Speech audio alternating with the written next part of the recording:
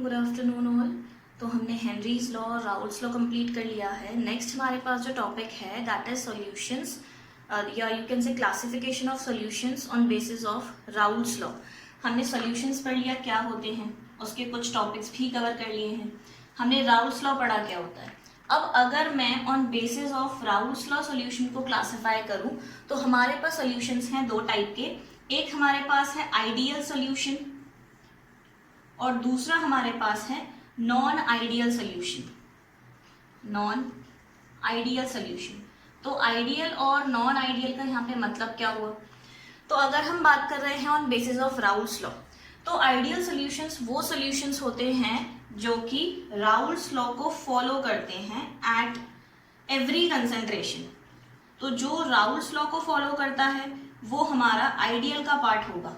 Raoult's law का हमने graph देखा था कि राउल्स लॉ का ग्राफ कुछ ऐसा था हमारा। हमने 3 इक्वेशंस के बेसिस पे ग्राफ प्लॉट किया था।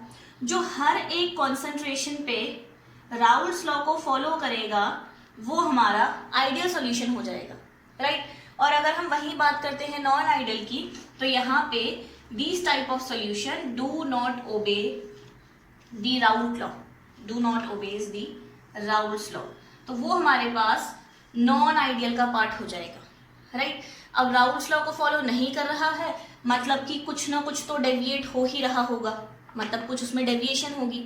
अगर हम बात करते हैं डेविएशन की, तो डेविएशन होगी कैसे या किस पॉइंट्स में होगी।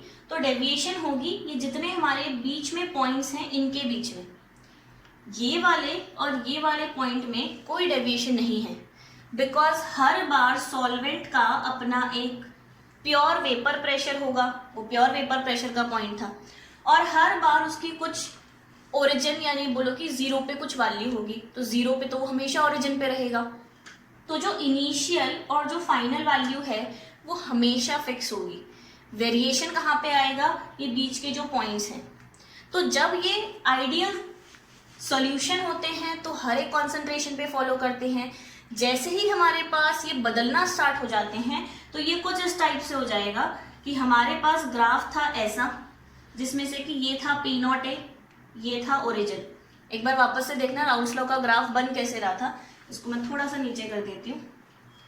तो हमारा ये कुछ ऐसा, तो ये रहा पी नॉट ए, राइट, ऐसा ही कुछ था। अब अगर मैं यहाँ पे बात करूं कि नॉन आइडियल सोल्यूशन क्या होंगे, तो नॉन आइडियल सोल्यूशन कुछ ऐसे डेविएट हो जाएंगे। ये अब देखो ओरिजिन पे वो है, फाइनल उनका प्योर वेपर प्रेशर तो होगा ही होगा, तो फाइनल पे वो है, बट बीच के जितने ये वेपर्स थे वो सारे डेविएट हो गए। मतलब कि यहाँ पे ये है मोल फ्रैक्शन और यहाँ पे ये है वेपर प्रेशर, ये है मोल फ्रैक्शन, ये है वेपर प्रेशर, तो डेविएशन आ गया। एक्चुअल में होना चाहिए था ये, और अब वो प्रेशर ज्यादा हो गया। तो ये जो डेविएशन आता है on basis of that non ideal solution को भी 2 पार्ट्स में क्लासिफाई किया गया है, राइट। अब कौन कौन से वो 2 पार्ट्स हैं, तो अगर मैं बात करती हूँ ग्राफ के रिस्पेक्ट में, तो ग्राफ सबको याद है क्या होता है।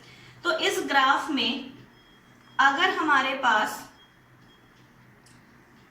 जो कॉन्सेंट्रेशंस हैं अगर वो ओरिजिनल लाइन से ऊपर की तरफ जा रही हैं, ये ओरिजिनल कौन सी थी, जो राउल्स लॉ का एक्चुअल ग्राफ है ऐसे, तो अगर ये ओरिजिनल से ऊपर की तरफ इसका डेविएशन है तो उसको हम बोलते हैं positively deviated non ideal solution, right. और अगर यहीं पे राउल्स लॉ में ही अगर ये डेविएशन नीचे की तरफ है, मतलब ये डेविएशन कुछ ऐसा होगा नीचे की तरफ, मतलब होना चाहिए था बिल्कुल ये बोल्ड लाइंस पे, बट जब हमने ग्राफ की प्लॉटिंग की तो ये आ गया थोड़ा सा नीचे, तो ये कुछ ऐसा हो जाएगा। तो जब ओरिजिनल लाइन से नीचे की तरफ वो डेविएशन आएगा तो उसी को हम बोलते हैं negatively deviated solution, non ideal solution specifically, right. तो on basis of Raoult's law हमने सॉल्यूशन को 2 पार्ट्स में क्लासिफाई किया। एक हो गया आइडियल सॉल्यूशन जो कि राउल्स लॉ को हर कंसंट्रेशन पे फॉलो करेगा, यानी कि ग्राफ बिल्कुल वैसा ही होगा जैसा राउल्स लॉ का है। दूसरा हो गया non ideal solution. Non ideal solution जो राउल्स लॉ को फॉलो नहीं कर रहा है, नहीं कर रहा है मतलब कहीं तो डेविएटेड है, तो किस तरफ डेविएटेड है, तो वो किसी ऊपर भी हो सकता है, वो नीचे भी हो सकता है, मतलब वैल्यूज हो सकता है उससे ज्यादा आ रही हूँ ओरिजिनल वाले से, हो सकता है वैल्यूज कम आ रही हूँ। अगर वैल्यूज ज्यादा आ रही हैं तो पॉजिटिव डेविएशन का पार्ट है, अगर वैल्यूज कम आ रही हैं तो वो नेगेटिव डेविएशन का पार्ट है, राइट। तो ये है हमारा क्लासिफिकेशन जो आज हमें पढ़ना है। तो अभी हम करेंगे difference between ideal and non ideal solution and then difference between the positively and negatively deviated solution, right. अब डिफरेंसेस से अगर हम स्टार्ट करें तो पहला डिफरेंस तो इसका यही हो गया कि ideal solutions are those solutions which obey Raoult's law and non ideal do not obey the Raoult's law. ये था इनका पहला डिफरेंस। हम आते हैं अब दूसरे डिफरेंस पे। तो अगर मैं दूसरे डिफरेंस की बात करूं तो पहले में हमने बोला जो कि राउल्स लॉ को फॉलो कर रहा है और जो नहीं कर रहा है, तो उसी के बेसिस पे ओबेज राउल्स लॉ। उसी के बेसिस पे अगर मैं बात करूं कि राउल्स लॉ की इक्वेशन थी क्या, तो राउल्स लॉ की इक्वेशन थी that P is equals to P not into zeta. In short एक किसी कॉन्सेंट्रेशन सॉल्वेंट सॉल्यूट के लिए लिखे तो P is equals to P not into zeta है। अब अगर ये राउल्स लॉ को फॉलो कर रहा है तो ये सारी वैल्यूज बराबर आएंगी कि P is equals to P not into zeta होगा, PB is equals to P not B into zeta भी होगा। लेकिन वो तो राउल्स लॉ को फॉलो ही नहीं कर रहा है, तो यहाँ पे ये बिल्कुल रिवर्स हो जाएगा that PA is not equals to P not into zeta and PB is not equals to P not B into zeta B, right.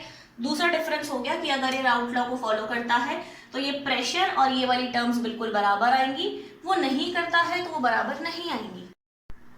तो थर्ड डिफरेंस ये हो जाएगा कि अगर हम यहाँ पे दो कंपोनेंट्स को मिक्स करते हैं, एक कंपोनेंट A एक कंपोनेंट B, तो जब हम इन दोनों को मिक्स करेंगे तो यहाँ पे जो चेंज इन वॉल्यूम होगा, change in volume after mixing, वो हो जाएगा हमारे पास 0। मतलब क्या हुआ कि अगर हमारे पास ये कंपोनेंट का सपोज वॉल्यूम था 5 ml, इस कंपोनेंट का वॉल्यूम भी है 5 ml, तो जब हमने सॉल्यूशन बनाया दोनों को मिक्स करके तो ये हमारा 10 ml आ जाएगा। तो अब अगर मैं चेंज निकालूं कि चेंज कितना है, तो final is 10 and initial is 5 plus 5 10, तो 10 माइनस 10 हो गया 0। तो जो हमारा चेंज इन वॉल्यूम आता है वो 0 के बिल्कुल बराबर होता है, मतलब दोनों में कोई चेंज ही नहीं आया, जितना पहले था उतना बाद में भी है। जबकि नॉन आइडियल की अगर हम बात करते हैं तो जब हम दो कंपोनेंट्स को मिक्स करेंगे 5 ml प्लस 5 ml, तो यहाँ पे हमें चेंज ऑब्जर्व हो जाएगा। सपोज हो सकता है ये 10.1 ml आ रहा हो सकता है ये 9.9 ml आ रहा हो, 9.99 आ रहा हो, तो हमारे पास क्या आएगा, वेरिएशन आएगा, which means that change in volume of mixing is not equals to 0।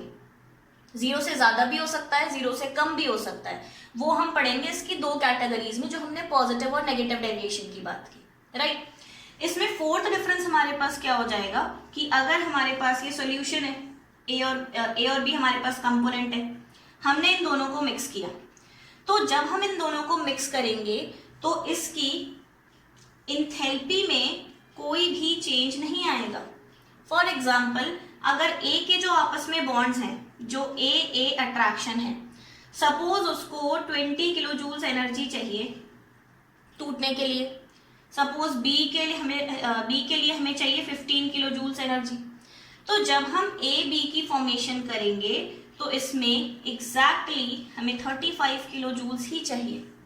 तो अगर मैं फाइनल देखूं 35, इनिशियल देखूं 20 प्लस 15 35, तो दोनों में डिफरेंस कितना हो जाएगा, 0।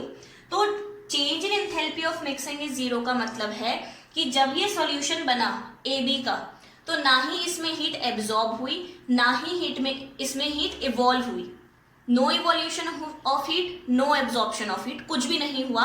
वो जैसे बॉन्ड्स पहले थे बिल्कुल वैसे ही बॉन्ड्स उसके बाद में भी बन गए, इसलिए दोनों की इंथैल्पी में कोई भी चेंज नहीं आया। लेकिन अगर हम यहाँ पे बात करते हैं तो यहाँ पे enthalpy of mixing is not equals to 0। मतलब कि जब हमने इन दोनों को मिक्स किया, या तो इसमें हीट रिलीज हुई होगी या इसमें हीट एब्जॉर्ब हुई होगी। अब हमें पता है हीट एब्जॉर्ब होगी तो साइन होता है पॉजिटिव, एंडोथर्मिक प्रोसेस।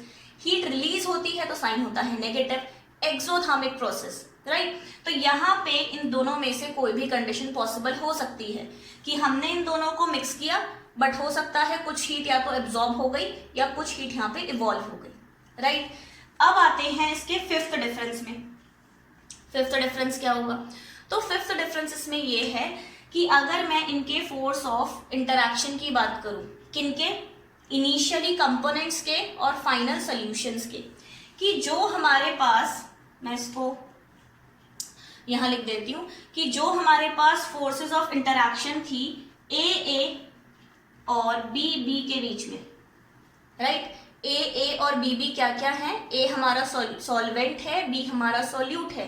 तो जो सॉल्वेंट के बीच में फोर्स ऑफ इंटरैक्शन थी और जो सॉल्यूट के बीच में फोर्स ऑफ इंटरैक्शन थी, वो बिल्कुल बराबर हैं ए बी के फोर्स ऑफ इंटरैक्शन के, मतलब सॉल्यूट और सॉल्वेंट के फोर्स ऑफ इंटरैक्शन के। तभी तो देखो, क्योंकि फोर्सेस बराबर थी तो वॉल्यूम में भी कोई चेंज नहीं आया, जितना पहले था उतना बाद में भी है। क्योंकि फोर्सेस बराबर थी तो एंथैल्पी में भी कोई चेंज नहीं आया, जितनी फोर्स यहाँ है जितनी फोर्स यहाँ है, बिल्कुल उतनी फोर्स सॉल्यूशन में भी है, तो एंथैल्पी में चेंज कैसे आएगा? तो यहाँ पे जो फोर्सेस ऑफ इंटरैक्शंस होती हैं between solvent and solute is equals to the forces of interaction between the solute and solvent, बिल्कुल बराबर होंगी। इसी की वजह से यहाँ पे कोई चेंज नहीं आया, राइट। और अगर हम यहाँ पे बात करते हैं कि यहाँ पे क्या होगा, तो यहाँ पे जो हमारे पास फोर्सेस ऑफ इंटरैक्शन हैं उनमें डिफरेंस होगा। जैसे हमारे पास जो ए के बीच की फोर्सेस हैं और बी के बीच की फोर्सेस हैं, क्योंकि देखो एंथैल्पी में चेंज आ रहा है, नॉट इक्वल्स टू जीरो। तो अभी हमने बोला या तो एंडोथर्मिक प्रोसेस है या तो एक्सोथर्मिक प्रोसेस है, मतलब या तो हीट इवॉल्व हुई या तो हीट रिलीज हुई, मतलब कि ये दोनों फोर्सेस आपस में बराबर है ही नहीं। जो सॉल्वेंट और सॉल्यूट है और जो सॉल्यूशन की फोर्सेस हैं वो दोनों अनइक्वल हैं, तभी या तो एब्जॉर्प्शन ऑफ हीट हुई या इवोल्यूशन ऑफ हीट हुई। अगर बराबर होती तो फिर तो कोई चेंज ही नहीं आता, राइट। तो ये हो गया हमारा about the difference between ideal and non ideal solution. तो ये हमारे हो गए इनमें 5 डिफरेंसेस। अब अगर मैं बात करूं सिक्स्थ डिफरेंस, तो वो इसमें हमारे पास आ जाएगा एग्जाम्पल का। तो आइडियल सॉल्यूशन क्या पॉसिबल है कि बन सकते हैं? तो आइडियल वर्ड ही हमें बता रहा है कि सब कुछ परफेक्ट आइडियल कंडीशंस होनी चाहिए। तो आइडियल कंडीशंस की अगर हम बात करें तो थोड़ा बहुत डिफिकल्ट होता है आइडियली किसी चीज को बनाना। तो आइडियल सॉल्यूशंस नियरली इम्पॉसिबल होते हैं बनाने के लिए, बट अगर हम किसी सॉल्यूशन को बहुत ज़्यादा डाइल्यूट कर देते हैं तब पॉसिबल है कि आइडियल सॉल्यूशन बन जाएगा। कब? जब हम सॉल्यूशन को बहुत ज़्यादा डाइल्यूट कर देते हैं। तो अगर हम परफेक्टली आइडियल सॉल्यूशन की बात करते हैं तो वो बहुत ही रेयर केस है कि होगा, राइट, पर हम उसे बना सकते हैं। तो यहाँ पे हम क्या क्या एग्जाम्पल ले सकते हैं? तो यहाँ पे हम वो एग्जाम्पल ले सकते हैं जिनके मोलर मासेस आपस में ऑलमोस्ट सिमिलर हो, जैसे बेंजीन एंड टोलुइन। यहाँ पे हम एग्जाम्पल ले सकते हैं आइडियल के रिस्पेक्ट में, बेंजीन और टोलुइन दोनों के मोलर मास में बहुत बड़ा डिफरेंस नहीं है, तो बेंजीन और टोलुइन हमारा इसका एग्जाम्पल आ सकता है। हेक्सेन और हेप्टेन बहुत ज्यादा डिफरेंस नहीं है, वो इसका एग्जाम्पल आ सकता है, राइट।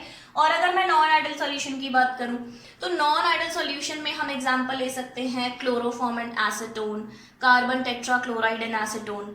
लेकिन नॉन आइडियल को तो हमें भी और क्लासिफाई करना है, तो इसकी क्लासिफिकेशन देख लेते हैं। ये तो हो गए हमारे इन दो के बीच के डिफरेंस। तो अब अगर हम क्लासिफाई करते हैं नॉन आइडियल सॉल्यूशन को, तो हमने देखा वो 2 टाइप में था, एक है पॉजिटिव डेविएशन और एक है नेगेटिव डेविएशन, राइट। अब इसका मतलब क्या हुआ? अब हमने यहाँ पे जो बोला वो ये बोला था कि नॉन आइडियल सॉल्यूशन में the volume of mixing is not equals to 0। तो या तो वो 0 से ज्यादा है या वो 0 से कम है। तो अगर वो वॉल्यूम ऑफ मिक्सिंग 0 से ज्यादा है, पॉजिटिव वैल्यू है, तो वो पॉजिटिव डेविएशन का पार्ट होगा। अगर वो volume of mixing less than 0 है, मतलब नेगेटिव वैल्यू है, तो नेगेटिव डेविएशन का पार्ट होगा, राइट। ऐसे ही अगर मैं एंथैल्पी के रिस्पेक्ट में बात करूं तो वो भी नॉट इक्वल्स टू 0 था। तो अगर एंथैल्पी ऑफ मिक्सिंग पॉजिटिव है, पॉजिटिव का मतलब एंडोथर्मिक प्रोसेस है, तो वो पॉजिटिव डेविएशन का पार्ट होगा। अगर इंथैल्पी ऑफ मिक्सिंग नेगेटिव है, मतलब एक्सोथर्मिक प्रोसेस है, absorption of heat, evolution of heat या बोलो रिलीज ऑफ हीट, तो वो नेगेटिव डेविएशन का पार्ट है। तो नेगेटिव वैल्यूज नेगेटिव डेविएशन का पार्ट है, पॉजिटिव वैल्यूज पॉजिटिव डेविएशन का पार्ट है। बट हम इन दोनों फैक्टर्स को एक्सप्लेन कैसे करेंगे? तो वापस से वो कंपोनेंट्स का एग्जांपल ले लेते हैं। हमारे पास सॉल्वेंट एंड सोल्यूट है, राइट? हमने कहा ए और बी के बीच की जो फोर्स ऑफ इंटरैक्शन है वो नॉट इक्वल्स टू है ए बी के, मतलब या तो एक में ज्यादा है, मतलब या इसमें ज्यादा है या उसमें ज्यादा है, ये कंडीशन पॉसिबल है। तो वो चेक कर लेते हैं किस में। तो हमने कहा volume of mixing is greater than 0, तो ये कैसे हो गया कि वॉल्यूम बढ़ गया? तो वॉल्यूम बढ़ा ऐसे कि इनिशियली जो फोर्सेस थी वो थी वीक, ठीक, यानी कि ए और बी के बीच में जो फोर्सेस लग रही थी वो वीक फोर्सेस थी।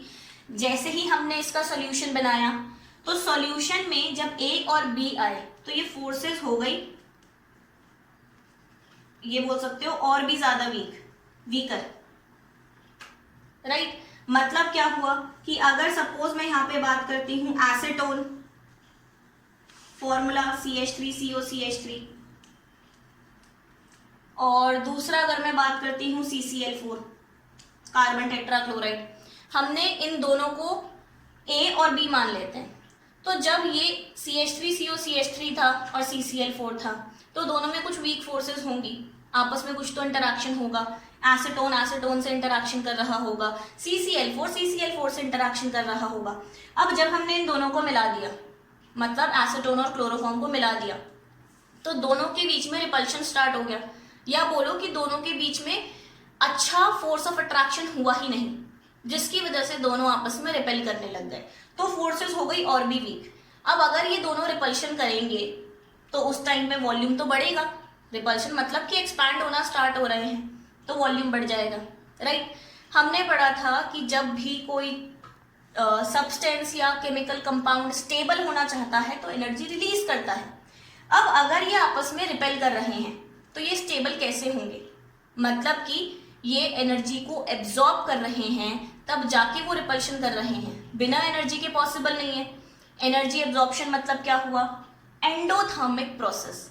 तो जब ये एनर्जी एब्जॉर्ब करेगा ये आपस में रिपेल करेंगे क्योंकि इनके पास ज्यादा एनर्जी आ गई है, जिसकी वजह से ये एंडोथर्मिक प्रोसेस है। तो अगर हम यहाँ पे फोर्सेस की बात करें तो ये फोर्सेस हैं वो इनिशियली ज्यादा थी और बाद में और भी कम हो गई। पहले तो चलो वीक थी, बाद में और वीक हो गई, वीकर, राइट? तो ये हो गया हमारा फोर्सेस ऑफ इंटरैक्शन का। इसमें हम चेक भी कर सकते हैं कि अगर हमारे पास एसीटोन है CH3COCH3 और इसी के साथ है CCl4, ये, या इसको थोड़ा सा ऐसे बना लो CCl4, राइट? तो यहाँ पे कोई पोल्स नहीं है, यहाँ पे पोल डेवलप हो जाएगी, ये पार्शियली पॉजिटिव है, ये पार्शियली नेगेटिव है। ऑक्सीजन इलेक्ट्रोनेगेटिव है तो पार्शियली नेगेटिव हो जाएगा, उसके कंपैरिजन में पार्शियली पॉजिटिव। अब चलो यहाँ तो पोल्स डेवलप हो गई, लेकिन CCl4 तो एक नॉन पोलर मॉलिक्यूल है, यहाँ पोल्स ही नहीं है, नॉन पोलर, और ये यहाँ पे पोल्स डेवलप हो गई। अब हमने स्टार्टिंग में पढ़ा था कि like dissolve in like, polar polar के साथ जाता है, नॉन पोलर के साथ जाता है। तो यहाँ पे अगर तुम चेक करो दोनों बिल्कुल अपोजिट है, एक पोलर है तो एक नॉन पोलर है, तो यहाँ पे कोई अट्रैक्शन नहीं होगा, they will start to repel. That's why यहाँ देखो, इसमें ये जब अपने मॉलिक्यूल के साथ था तब फोर्सेस ज्यादा थी, ये जब अपने मॉलिक्यूल के साथ था तब फोर्सेस ज्यादा थी। जब हमने इन दोनों को मिक्स किया तो फोर्सेस हो गई कम। दैट्स वाई यहाँ पे इसने एनर्जी एब्जॉर्ब करी, फोर्सेस कम हो गई तो रिपल्शन हुआ, तो वॉल्यूम भी बढ़ गया, राइट? अब आ जाते हैं अपने नेक्स्ट में, यानी कि इस वाले में। तो नेगेटिव डेविएशन में क्या होगा कि ये जो ए और बी का इंटरैक्शन है वो वीक होगा कंपेयर टू AB इंटरैक्शन। अब ऐसा क्यों? तो सपोज हमने जो पहले मॉलिक्यूल लिया वो था CH3COCH3 वापस से, और दूसरा मॉलिक्यूल हमने ले लिया क्लोरोफॉर्म CHCl3। अब यहाँ पे क्या होगा? पोल्स डेवलप हो जाएंगी, carbon partially negative, hydrogen partially positive यहाँ पे, oxygen partially negative, carbon partially positive. तो ये दोनों आपस में अट्रैक्शन शो कर देंगे, राइट। अब ए के बीच में जो फोर्स ऑफ अट्रैक्शन थी मतलब एसीटोन के बीच में, और बी के बीच में जो फोर्स ऑफ अट्रैक्शन थी मतलब क्लोरोफॉर्म और दूसरे क्लोरोफॉर्म के बीच में, वो फोर्सेस हो गई वीक।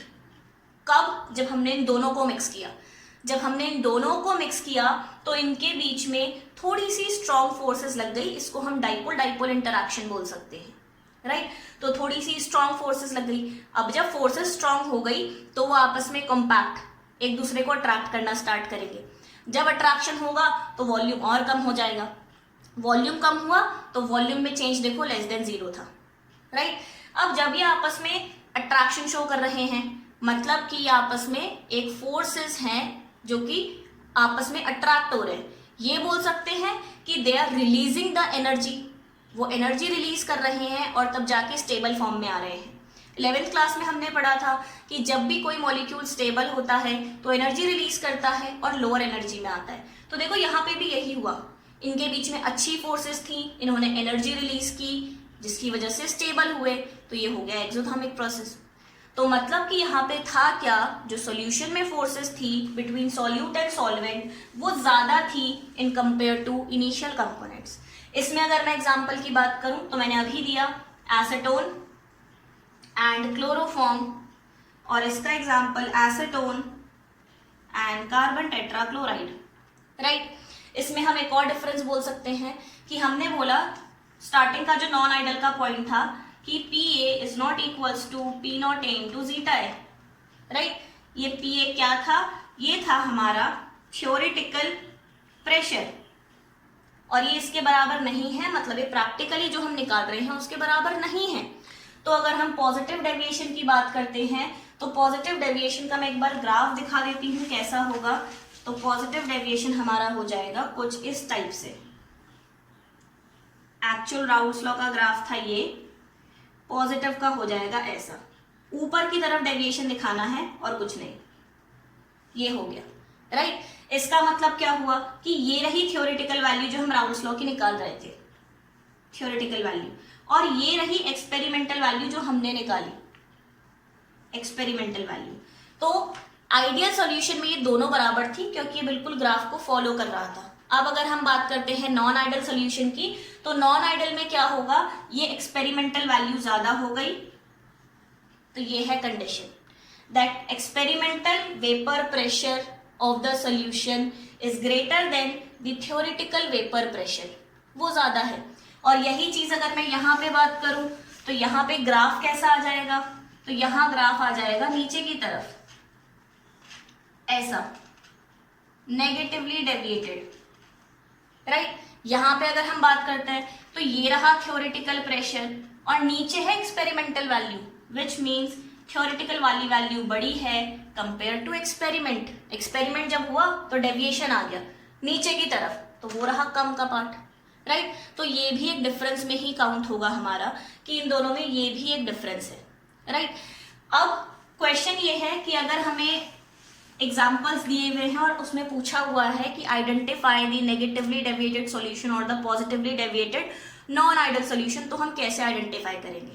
तो हमें क्या चेक करना है कि क्या दोनों के बीच में कोई अच्छी फोर्सेस हैं, जैसे dipole dipole interaction, hydrogen bonding, या कोई फोर्सेस लग रही हैं। अगर सॉल्यूशन में स्ट्रॉन्ग फोर्सेस लग रही हैं, स्ट्रॉन्ग का मतलब dipole dipole hydrogen compare to पहले जो था, जैसे मैंने नेगेटिव में दिखाया कि वहां पे डाइपोल डाइपोल लग रही थी, तो उस टाइम पे क्या होगा, वो नेगेटिव डेविएशन का पार्ट हो जाएगा क्योंकि फोर्सेस ज्यादा, मतलब कि हमारा वो एक्सोथर्मिक प्रोसेस है, नेगेटिव का पार्ट है। फोर्सेस ज्यादा हुई इसलिए वेपर प्रेशर वहां पे कम हो गया, वो जो हमने नेगेटिव दिखाया। अगर हमारा वो पॉजिटिव की तरह है जैसे एसीटोन और क्लोरोफॉर्म कि उनमें कोई फोर्सेस ही नहीं लग रही हैं, वो रिपेल ही करेंगे, तो फिर वहां से चेक कर लेना कि वो पॉजिटिव का पार्ट होगा, राइट। तो हमें चेक कैसे करना है, दो पेयर में बस ये देखना है कि किस टाइप की फोर्सेस एग्जिस्ट कर रही हैं। अगर फोर्सेस स्ट्रॉन्ग है तो नेगेटिव का पार्ट होगा क्योंकि कॉम्पैक्ट होंगे तो वॉल्यूम कम हो जाएगा, और अगर फोर्सेस वीक हैं मतलब रिपल्शन कर रहे हैं तो पॉजिटिव का पार्ट हो जाएगा, ठीक। तो ये तो हो गया हमारा classification of solution, ideal, non ideal, positively deviated, negatively deviated, right. इसको एक बार जहाँ समझ नहीं आएगा वापस देखना, फिर कोई डाउट होगा तो पूछना। Thank you.